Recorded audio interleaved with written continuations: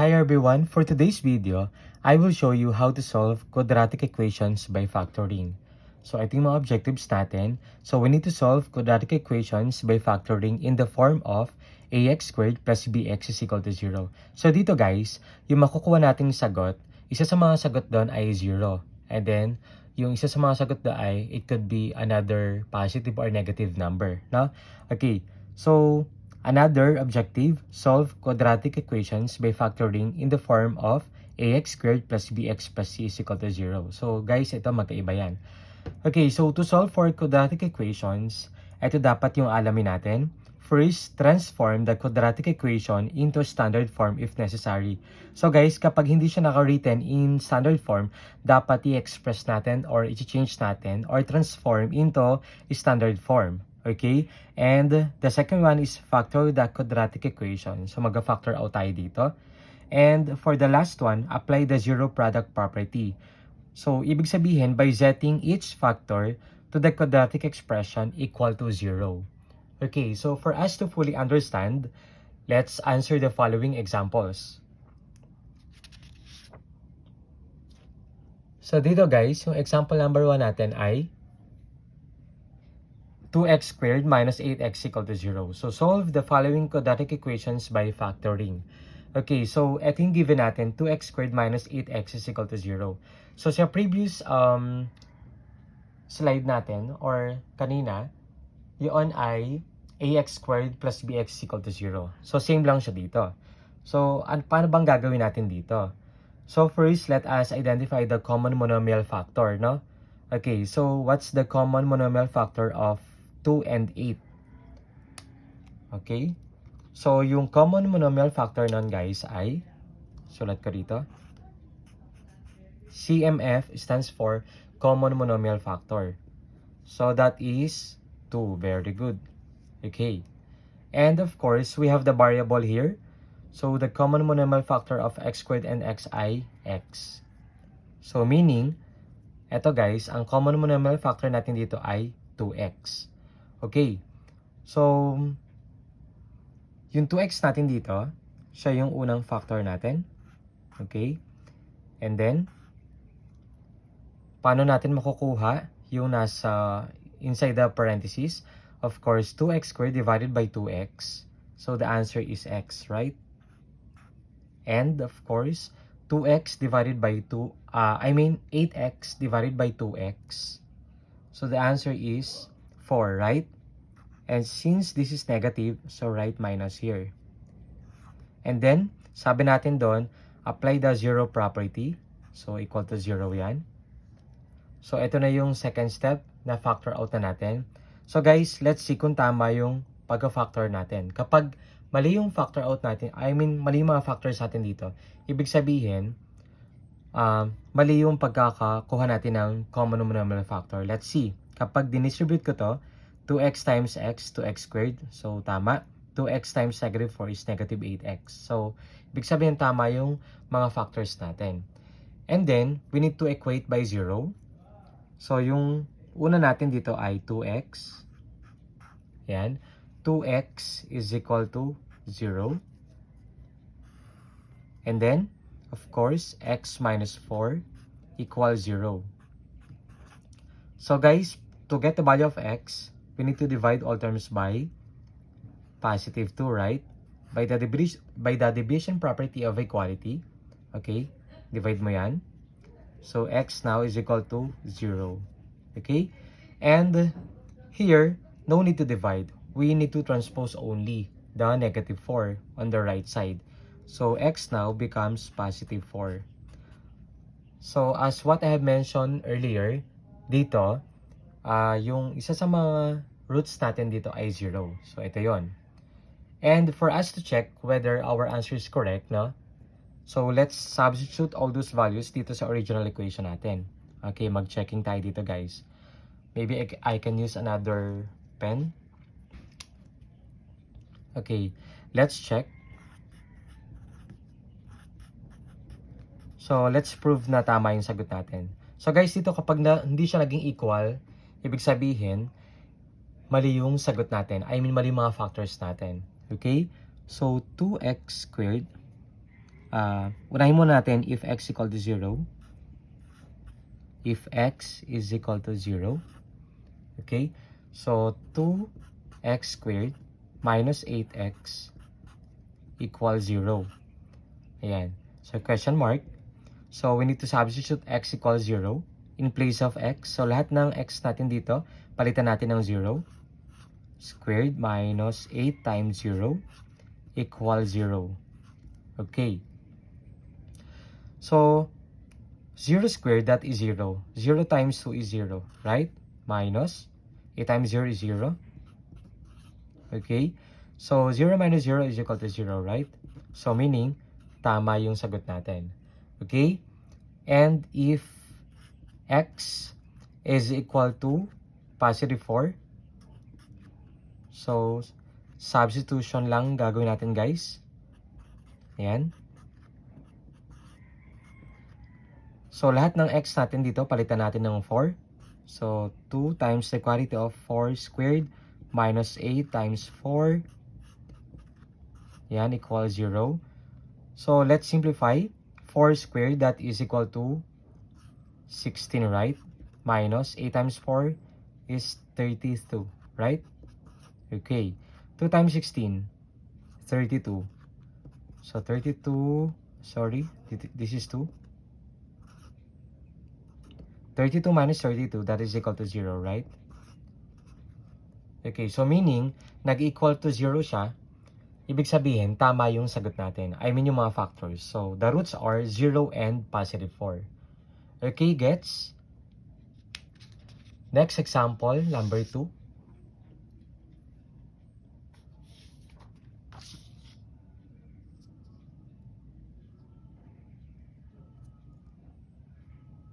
Okay, so example number 2 is 3x squared minus 8x equal to 0.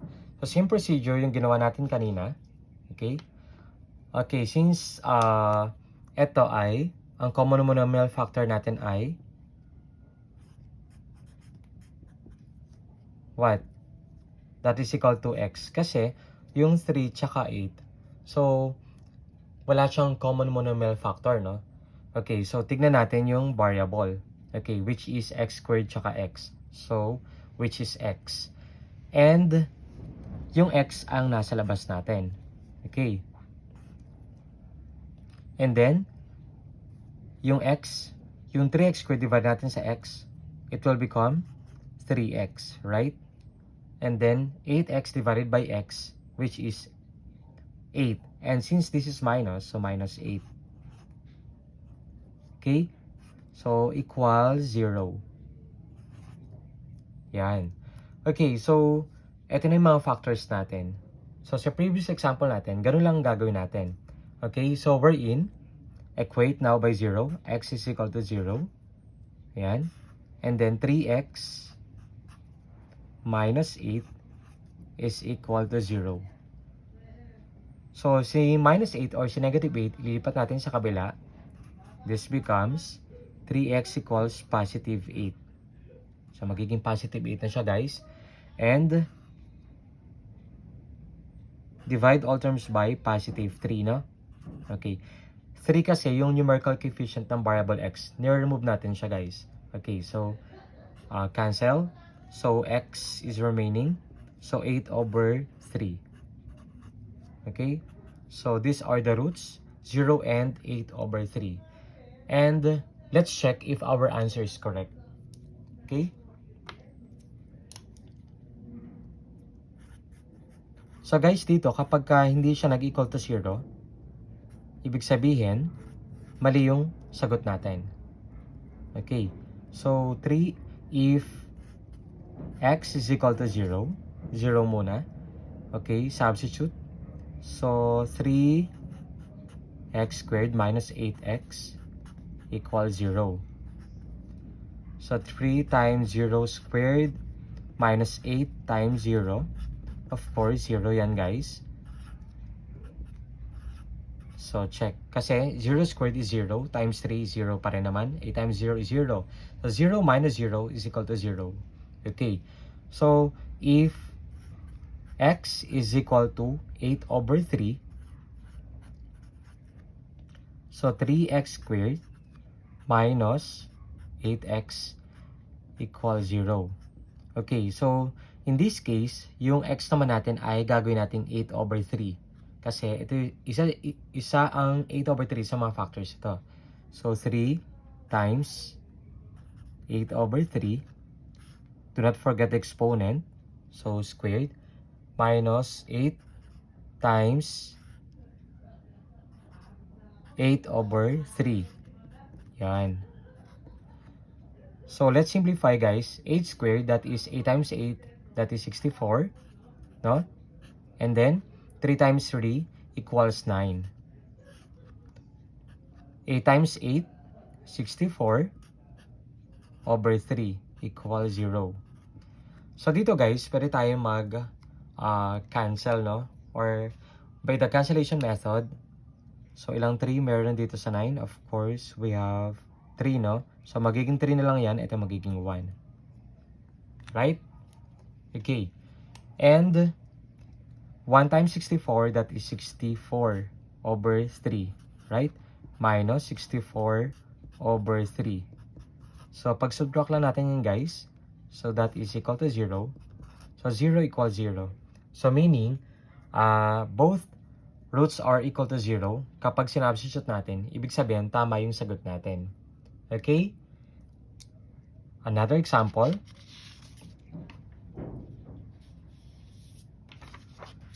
Example number 3. Okay, so what if we have x squared plus 9x is equal to negative 8. So, ito na yung pangalawang objective natin kanina. So, dapat i-express natin sa standard form ng quadratic equations na naka-equate by 0. So, in this case, guys, madali lang yan. Si negative 8, ilipat natin sa left side. Okay, this becomes x squared, okay, plus 9x. The negative 8 becomes positive 8. So, plus 8 is now equal to 0. Okay, eto na, guys, yung i-factor out natin. So, sa second step na tayo, factor out the expression. So, in this case, guys, different siya sa naunang first two examples natin. No? Okay, so maglalagay tayo ng dalawang parentheses dito, guys. Yan.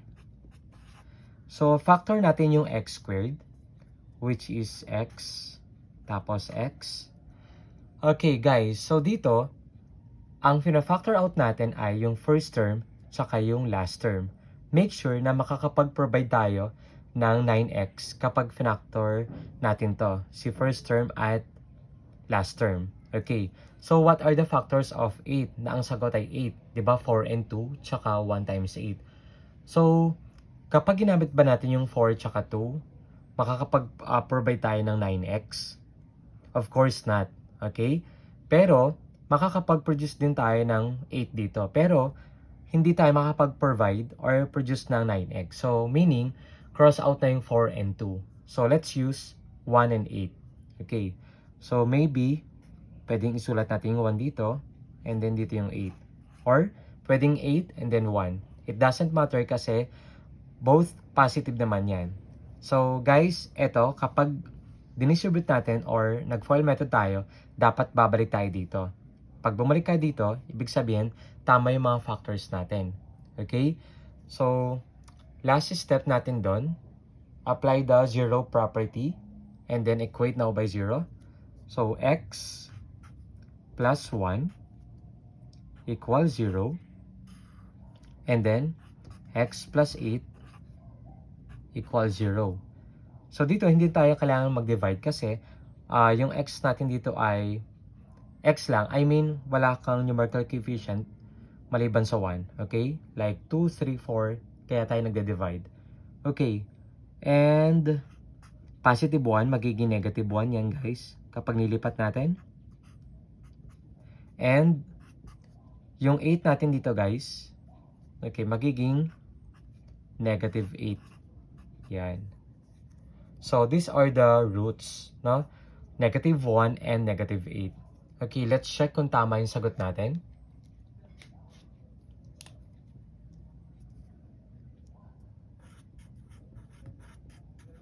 Lagi natin, guys, i-check Kasi baka mamaya mali pala yung mga factors natin, no? Or yung sagot natin. Okay, so to check, dito, substitute natin yan, guys. So, if x is equal to negative 1, so substitute natin dyan sa original equation natin, x squared plus 9x is equal to negative 8. So, in this case, guys, we need to prove na both left and right hand side are equal to negative 8, no? So, x is equal to negative 1. So, this becomes negative 1 squared. Do not forget to write the parentheses. Plus 9 times negative 1 equals negative 8. Ayan. Negative 1 squared, that is equal to 1. 9 times negative 1 is negative 9. So, minus 9 yan, guys. Equals negative 8. So, 1 minus 9 equals negative 8. So, are they equal? Yes. So, true statement siya, right? So, ibig sabihin, tama. How about the other root? No? Okay, so if x is equal to negative 8, same procedure, substitute natin dito. X squared plus 9x is equal to negative 8. Yan. So, in this case, our x now becomes negative 8. Yan. Plus 9 times negative 8. Okay, let's simplify. Negative 8 squared, that is equal to positive 64, right? Tama. Okay, 9 times negative 8, that is equal to negative 72. Okay, equals negative 8. 64 minus 72, that is equal to negative 8. So, ibig sabihin, tama yung nakuha nating roots, yung sagot natin. So, the solutions are negative 1 and negative 8. Okay? Question? Okay, another example.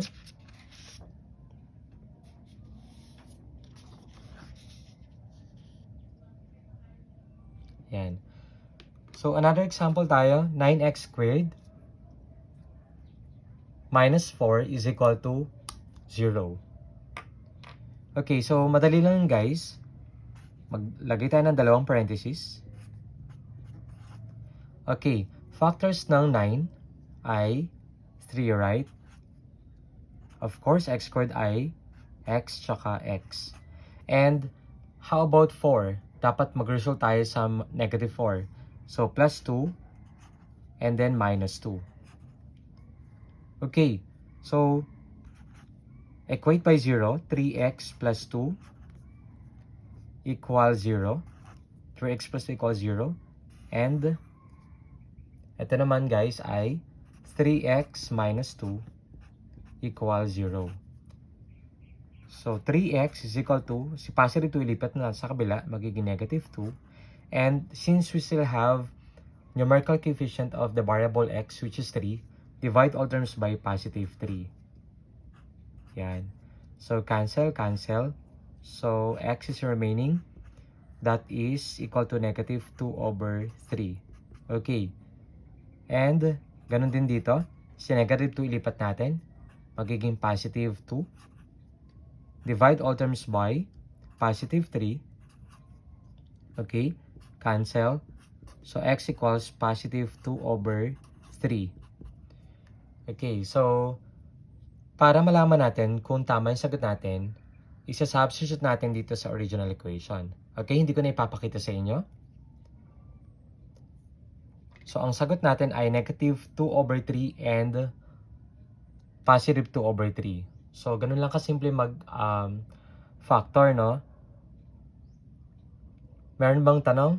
Okay, kung may mga katanungan kayo, guys, kindly paki-type lang sa comment section and then try nating sagutan. So, kung may natutunan sa video ito, paki-like and subscribe na rin sa YouTube channel. Thank you for watching.